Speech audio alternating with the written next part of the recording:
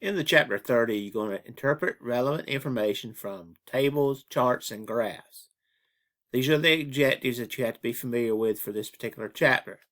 We got to demonstrate knowledge of the structure of graphical designs, demonstrate knowledge of the structure of data tables, interpret the labels of a graph or chart, interpret the legend of a graph or chart, interpret the scale of the axis of a graph, and identify the meaning of a point on a graph in terms of the axis of the graph. In this particular paragraph, it talks about the amount of information available in our society is multiplying at an incredible rate. Using charts, graphs, and tables helps to relay such relevant information. Charts, graphs, and tables make the presentation of data much clearer. They help readers understand the relationship between quantities, how fast they are changing, and the importance of the data. For the TEAS, you'll need to understand the various parts of these graphical displays and how to interpret information from tables, charts, and graphs. Most of the graphs you will study will represent the relationship between two sets of data or parameters. These types of graphs are called bivariant. Traditionally, this is shown as a Cartesian coordinate graph. When plotting a point or reading the coordinates of a point, remember to move from the origin in the horizontal direction first and then in the vertical direction. This ensures a unique point that corresponds to one pair of coordinates. As we look at the table and the graph that's on page 182 in your TEAS textbook, we will see the point A has a coordinates of 4, 6. That means x is 4, y is 6. B has a -4, 0, so x is -4 and 0. So when we start going down here and plotting these particular points and plotted all these other ones, first thing we need to do is start at the origin, which is 0, 0, which is point C. 0, 0 is the origin, point C. It's where the x and y axis cross each other. Since we want an x equal to 4, we're going to go over 4. Now this is 2, 4. And then we got to go up to 6 to get point A. So point A is 4, 6. Point B, we can still go back to the origin. Since we're negative, we want to go back 4 and then go up 0. So B is this particular point here. So when you're graphing, always do the x part first, which is the left or the right point, and then go up or down, which is the y-axis. Now the graphs you're going to see will tell a story and show the relationship between variables. The graphs you study will not be a random collection of points. They will have important information. Now this handout, which is posted in the chapter and module in Canvas, shows you a little bit more information about the Cartesian coordinate system.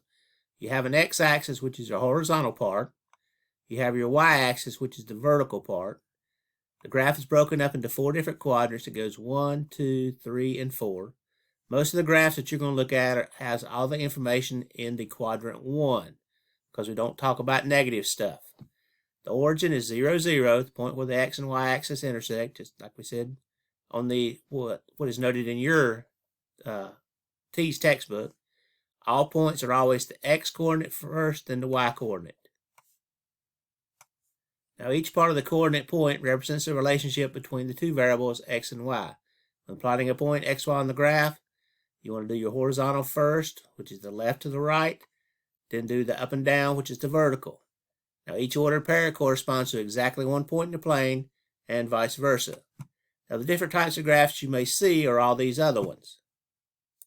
You have this PowerPoint also in your handouts. It shows you examples of line graphs, bar graphs, circle graphs, and histograms. These are the most common graphs that you would see in real life or in a medical field. There's other kinds of different graphs, but these are the most common ones. As you go through these different parts of graphs, just make sure that you understand what each one of these graphs are. Now let's go back to the TEAS textbook and look at the example of the graph that they have here. This tells you what the graph is covering and showing. And so go down to the particular graph. We see Monique's water intake in ounces. At 8 a.m. it was a certain point. At 10 a.m. it was another point. Noon. So every 2 hours they've graphed her water intake.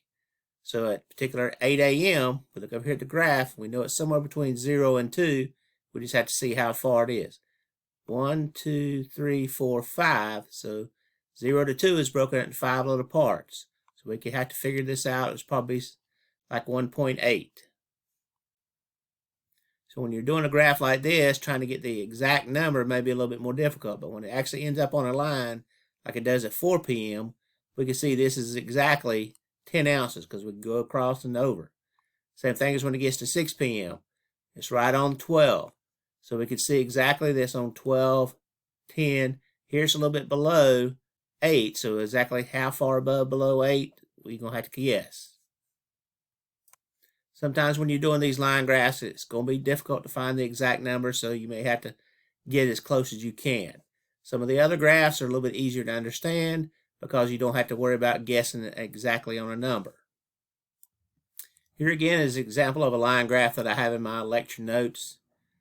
T is in seconds, or time is in seconds. This is my x-axis. Speed is in miles per second. That's what m/s is. We can see that the open circles are on where it's at. So at 1, the time equal 1 is right here. Time equal 2 is right here. Time equal 3 is right here. Time equal 4 is right here. Time equal 5 seconds is right here, which is exactly 30 miles per second. And at 6, it's up here. So when you're trying to figure out what it is, the horizontal axis shows time in seconds. The vertical axis shows speed in miles per second. So at 1 second, you traveled about 3 miles. So again, it's between 0 and 10. There's 5 little spots, so each one of these little lines is at 2. So this would be 2, 4, 6, 8, and then 10. So again, you have to break your little grid down.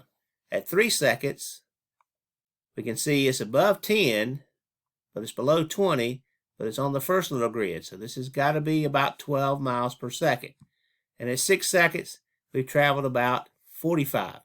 Because it's above 40, it's 2, 4, and about halfway in between the 4 and the 6. So that would make it 45.